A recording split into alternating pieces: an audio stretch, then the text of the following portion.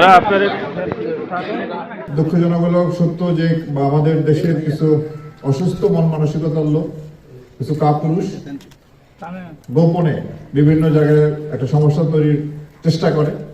এ যাবৎ বাংলাদেশে প্রায় 14-15টি জায়গায় ঘটনাটি ঘটেছে। আমরা প্রতিটি ক্ষেত্রে আইনগত ব্যবস্থা নিচ্ছি।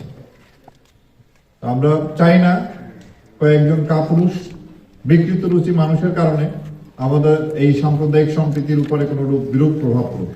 আমরা সবাই মিলেমিশে এদেরকে প্রতিহত করতে পারবো, যাতে এরা কোনো সুযোগ না পায়। আরেক শ্রেণীর লোক আছে সামাজিক যোগাযোগ মাধ্যমে মিথ্যা গুজব ছড়িয়ে সমস্যা তৈরির এক ধরনের প্রচেষ্টা চালায়। সেক্ষেত্রেও আমরা আইন শৃঙ্খলা রক্ষাকারী বাহিনী যাতে সাইবার ওয়ার্ল্ডে তারা কোনো কিছু করতে না পারে আমরা সতর্ক আছি।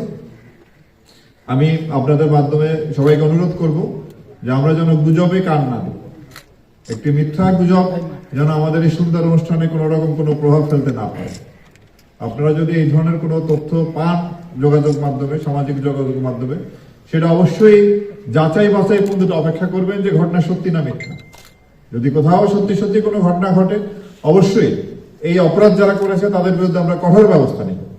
পাশাপাশি যারা এই মিথ্যা গুজব ছড়িয়ে একটা বিভ্রান্তি সৃষ্টির চেষ্টা করে, তাদের বিরুদ্ধে আমরা কঠোর ব্যবস্থা নেব।